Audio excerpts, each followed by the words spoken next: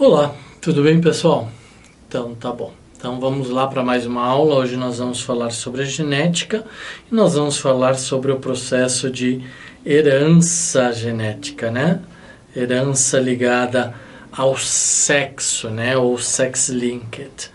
O padrão de herança ligado ao sexo ou ligado ao cromossomo X caracteriza-se pela presença de um determinado gene na porção não homóloga ou ímpar de X. Não homólogo. Lembra dos cromossomos homólogos, né? Todos eles têm uma conformatação. A gente vai falar isso ainda mais, evidenciar, fortalecer este conceito em citologia, tá?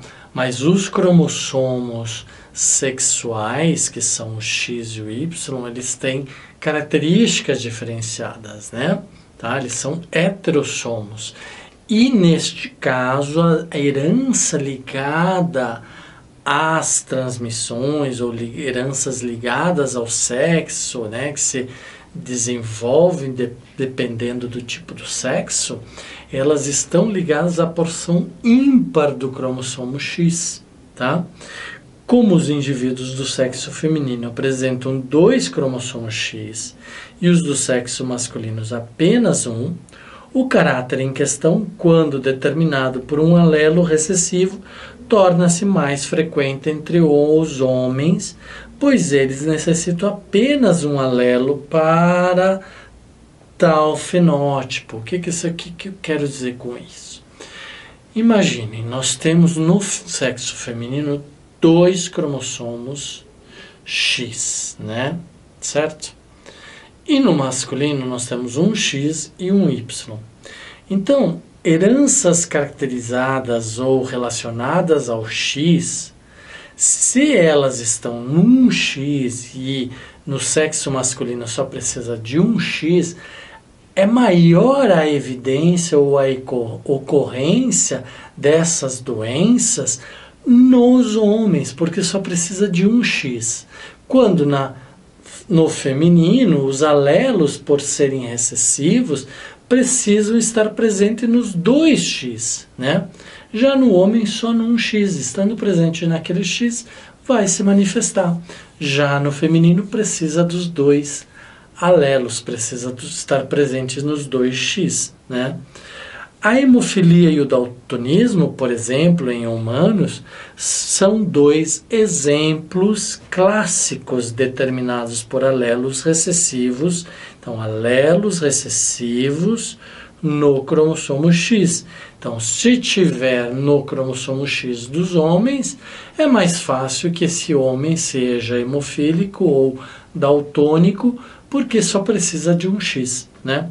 Porém, se a herança for determinada por um alelo dominante, a frequência passa a ser maior entre os indivíduos do sexo feminino, né? Por quê? Porque é maior a probabilidade de que em 2X você ter um alelo dominante do que num único X. Então aqui é só uma brincadeirinha para testar vocês, para ver se vocês são daltônicos ou não são daltônicos, né? Então vejam esta figura e tentem identificar que número que está escondido aqui dentro deste círculo. Se vocês conseguem identificar o número, que eu vou falar no final da aula, é porque vocês são normais. Se vocês não conseguem identificar, significa que vocês são daltônicos, tá? Não estou criticando ninguém, não é problema nenhum. É só que existem pessoas daltônicas que não conseguem identificar ou diferenciar o verde do vermelho, tá? A hemofilia é uma doença caracterizada pela dificuldade de coagulação sanguínea, devido à falta de algum dos fatores necessários à coagulação. A hemofilia do tipo A deve-se à falta do fator 8 da coagulação, globulina anti-hemofílica. E a hemofilia do tipo B ocorre em razão da falta do fator 9, fator Christmas, né? Tá? Então, este é a causa da hemofilia tipo A e causa da hemofilia tipo B, tá? Não há diferença no aspecto clínico de ambas, então ambos são hemofílicos. Ou seja, os sintomas são os mesmos e os dois tipos de hemofilia devem-se a genes recessivos localizados no X, tá vendo?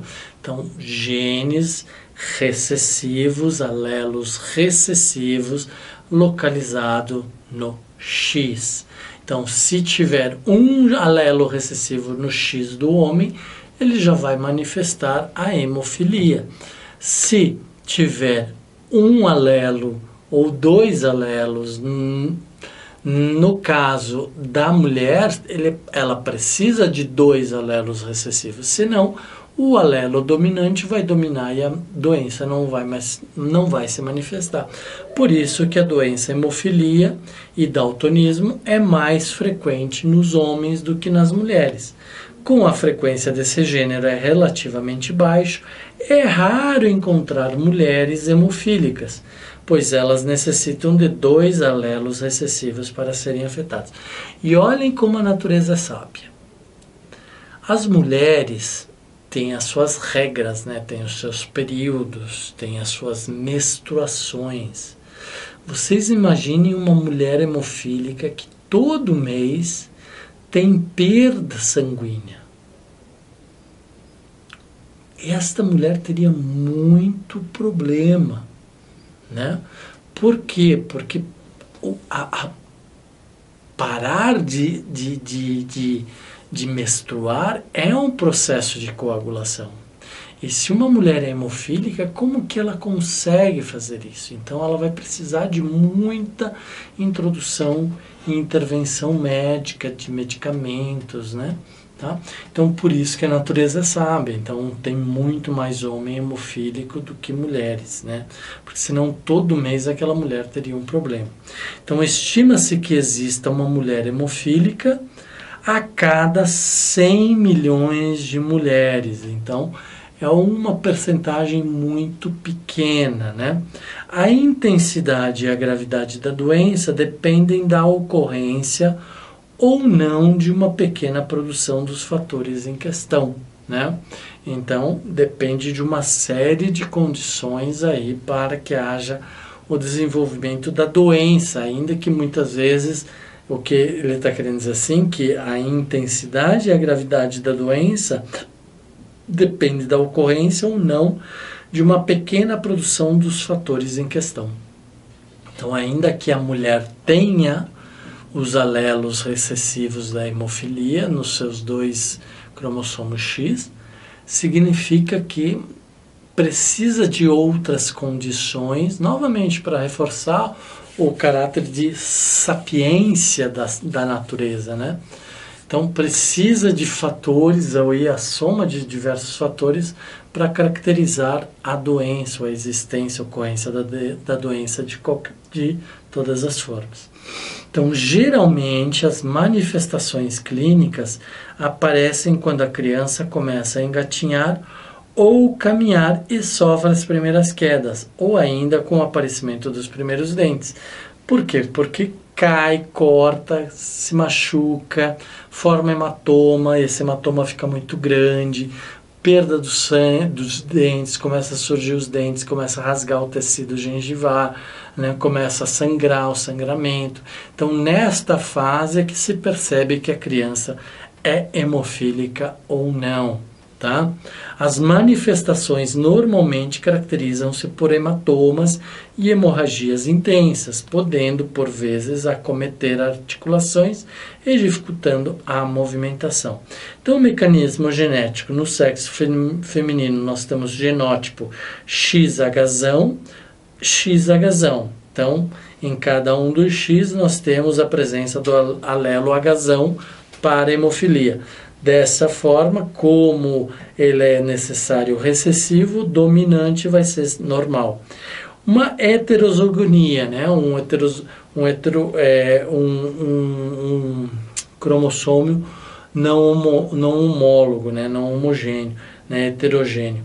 Tá? Com recessivo, com dominante, um alelo dominante e um alelo recessivo. A mulher vai continuar normal, né? Agora, se a mulher tiver um duplo homozigoto, né, um XHzinho, XHzinho, então ela vai ser definitivamente hemofílica. Isso é muito raro. 1 para 100 milhões, né? Tá? Ok? No sexo masculino, como nós só temos duas possibilidades genotípicas, XHzão Y, XHzinho Y, na presença do recessivo já determina que ele vai ser homofílico. Então aqui a probabilidade seria 50 por 50, já aqui seria 33, 33, 33, né? Então vocês percebem que a probabilidade aqui é muito menor que esta aqui, né? Então, Hzão, alelo fenótipo normal, Hzinho, fenótipo hemofílico. Então, o homem para a herança ligada ao sexo apresenta sempre apenas um dos alelos, ou o recessivo ou o dominante. Por isso, por esse motivo, ele é determinado, ele é chamado de hemizigoto, né? Nesse tipo de herança. M, por quê? Porque só precisa de a metade da característica, só precisa do X, né? Tá? Já a mulher heterozigota pode também ser chamada de portadora, pois carrega seu genótipo, o alelo Hzinho, para a doença. Porém, é portadora normal. Por quê? Porque não manifestou a doença, mas possui o alelo portador, né? Então, assim, um cruzamento entre um homem hemofílico e uma mulher normal portadora, né? Nós vamos ter o quê? Então, homem hemofílico, XHzinho Y, vai gerar, aqui é o parental, aqui é o gamético, né? Vai gerar dois gametas, o XHzinho e o Y, né? E aqui é o fenotipo. Já a mulher normal portadora, ou seja, ela é normal, mas ela possui o XHzinho, então ela é portadora, vai gerar dois gametas, XHzão, XHzinho. O cruzamento deste com este vai formar um indivíduo normal, feminino, porque 2X, normal, mas ela vai ser uma normal portadora. Já o deste X aqui, né? Deste XHzinho com este aqui, né? Tá? Opa, peraí que eu me perdi aqui, pessoal. Ficou muito curtinho. Então esse é o parental, esse é o parental, esse é o gamético e aqui é o fenótipo, né? Então XHzinho, XHzão. XHzinho, né? XHzão, tá? Certo? Não, aqui não é isso. Aqui é Hzinho com Hzinho, tá? Então, isso que eu tava vendo aqui tá errado. Então, vocês corrijam aí, por favor. Então, parental, gamético, fenótipico, tá? Então, XHzinho tá aqui, XHzão tá aqui, XHzinho tá aqui, e aqui é o XHzinho, então aqui é um outro Hzinho. Por isso, XHzinho, XHzinho, ela é uma mulher fenotípica, tá? Fenotípica, uma mulher normal portadora, tem 2X, um recessivo, outro dominante, e aqui ela é uma hemofílica porque ela possui os 2X com o alelo recessivo, Hzinho. Já o homem, né, então um Y para cá, mais o Xzão, Hzão, ele é normal, por quê? Porque o X contém o alelo dominante. Já este gameta com este gameta vai formar um hemofílico, um homem hemofílico, porque ele possui XY com o gene Hzinho. Opa, peraí, volta, tá? Então, desse cruzamento, espera-se que 50% dos descendentes sejam hemofílicos. Então, nós temos aqui 50-50, né? 25, 25, 25, 25, sendo que 25 mais 25, 50%. 50% dos descendentes são hemofílicos. E os outros 50% sejam normais. Normal, o homem é normal não portador e a mulher é normal portadora. Sendo 25% dos homens normais e 25% das mulheres portadoras. Tá? Então, esta é o resultado de um cruzamento de um homem hemofílico com uma mulher normal portadora, né? Então, se perguntar para vocês qual a probabilidade de uma mulher ser hemofílica a partir de um cruzamento de um homem hemofílico com uma mulher normal portadora, a probabilidade de nascer uma mulher hemofílica é de 25%. A probabilidade de um homem nascer portador é também de 25%. Qual a probabilidade de todos os descendentes nascerem hemofílicos? É de 50%, né? Tá ok? Então, isso são coisas que vocês precisam raciocinar. Muitas vezes a pergunta sobre os resultados de cruzamentos, como é o apresentado, é feita da seguinte forma, que eu estava falando para vocês. Qual a probabilidade de, no cruzamento proposto, nascer um menino hemofílico? Vocês já sabem, é 25%. Para responder a essa pergunta, na qual foi indicado o sexo da criança, então menino, né, e hemofílico, que ainda não nasceu, deve-se multiplicar a probabilidade de nascer menino, 50%, pela probabilidade de sendo menino, nascer hemofílico, 50% dos meninos. Tá? Então, 50% por 50%, 1/4, que é igual a 25%. Tá? Então, isso a gente já fez muito desses exercícios, então vocês têm que saber resolver estas questões assim, rapidinho. Daltonismo, o processo é o mesmo. Daltonismo é uma doença hereditária que se caracteriza pela dificuldade de distinção provocadas por um alelo recessivo localizado no cromossomo sexual X, né? Acredita-se que seja decorrente do mau funcionamento dos cones, né? Os cones são uma estrutura na córnea, né? No olho das pessoas. Células fotossensoriais existentes na retina, não na córnea, na retina, desculpa. Tá? Então, acredita-se que seja decorrente do mau funcionamento dos cones, né, células fotossensoriais existentes na retina do olho do paciente.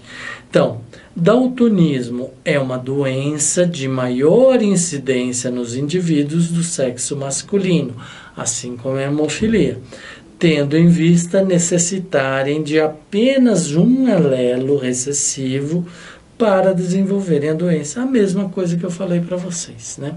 E como eu prometi para vocês, ao final da aula, eu iria apresentar para vocês o número que, se vocês forem normais, vocês já viram, que está em verde dentro deste círculo com bolas vermelhas, né? E se vocês tiverem daltonismo, vocês vão enxergar um outro número. Então, para quem é normal, para quem tem normal no sentido só de não ter a doença, tá, pessoal? Não me julguem de qualquer outra forma. Normal é só no sentido de não ter a doença manifestada, tá? Então, o número é 74. Então, vocês vão conseguir ver aqui dentro desta imagem o número 74. Porém, pessoas que têm daltonismo, né, vão ver o número aproximado, né? Às vezes consegue, às vezes não consegue, o número 21, mas aí é errado, tá? Ok? Então, mesma coisa em relação ao daltonismo. O genótipo masculino XDzão, XDzão, está nos 2 cromossomos, a pessoa vai ser normal, porque é dominante, né? XDzão, Dzinho também vai ser normal, mas vai ser normal portadora, a gente já viu isso lá na hemofilia. E XDzinho, a mulher é daltônica, né? Então, possui problema. Isto é muito mais raro.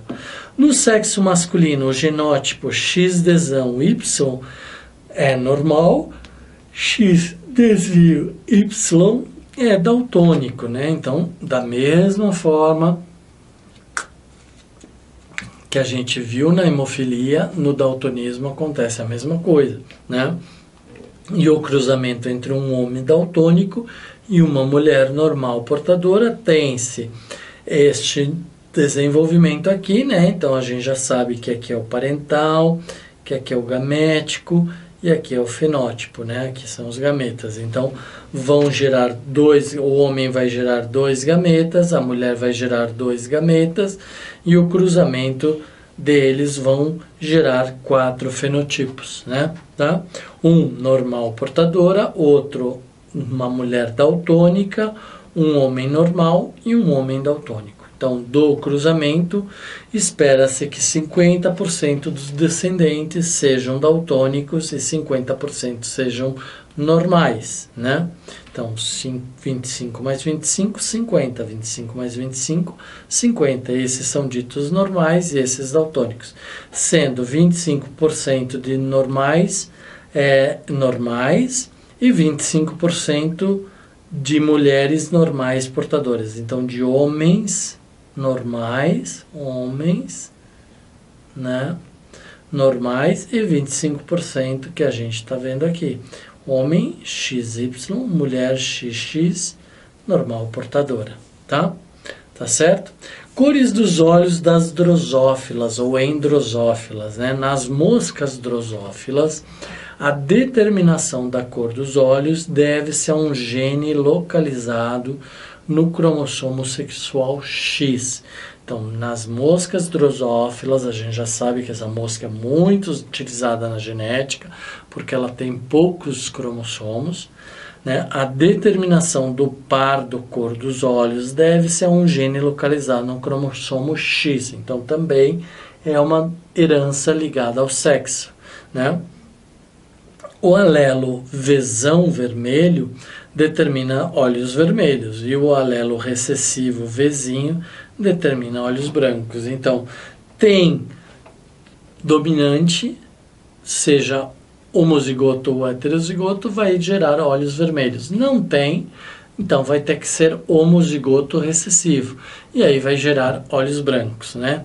Então, aqui a gente vê novamente o mapa genótipo e o fenótipo, né? Tanto para o feminino quanto para o masculino. E vocês percebem que as proporções não mudou nada, continuam as mesmas, tá? Certo? Então, supondo um cruzamento entre drosófilas de machos de olhos brancos, então se é olhos brancos, tem que ser recessiva, X, Vzinho, Y. E uma fêmea heterozigota de olhos vermelhos, que pode ser homozigota ou heterozigota. Neste caso, ele está dizendo que ela é heterozigota. Então, ela possui Vzão e Vzinho. Vai gerar um gameta Vzão, um gameta Vzinho. Aqui, o homem vai gerar um gameta Vzinho e o Y, né? E aí, nós vamos ter novamente os cruzamentos, onde nós vamos ter, então, 50% aqui e 50% aqui, certo? Machos 25%, fêmeas 25%, né? Tá? E o mesmo vale para os olhos vermelhos. Então, o resultado deste cruzamento será de 50%, né, de drosófilas de olhos brancos e 50% de olhos vermelhos, dos quais 50% das moscas de olhos brancos serão machos e 50% serão fêmeas. E 50% das moscas de olhos vermelhos serão fêmeas e 50% serão machos. Então, é a mesma regra, tanto para hemofilia, quanto para daltonismo, quanto a cor dos olhos das drosófilas, né? Mudou o número de cromossomos, mudou a espécie, mas a regra continua a mesma, tá? Certo? Isto por quê? Porque está se dizendo que a doença é ligada a um alelo recessivo, ou poderia ser ligado a um alelo dominante, aí seria inversa a situação, né? Se fosse alelo dominante, toda vez que aparecesse o alelo dominante, ela seria uma cor ou a cor branca, né? Tá? Então, dessa forma, a gente abordou aqui, a gente já tinha falado um pouco sobre esse assunto em aulas anteriores, que é a questão da herança ligada ao sexo. Então, por que ligada ao sexo? Porque tem que estar presente na parte do cromossomo sexual, ou melhor, na parte ímpar do cromossomo sexual X, né? Tá? Tem doenças ligadas ao cromossomo Y? Tem sim, tá? Nós estamos abordando aqui as doenças ligadas ao cromossomo X, certo? Espero que tenha ficado claro para vocês, espero que vocês tenham conseguido acompanhar. E aqui nós começamos então a falar um pouquinho mais sobre a genética na questão de heranças ligadas ao sexo. Um grande abraço para vocês e até a próxima aula. Tchau, tchau!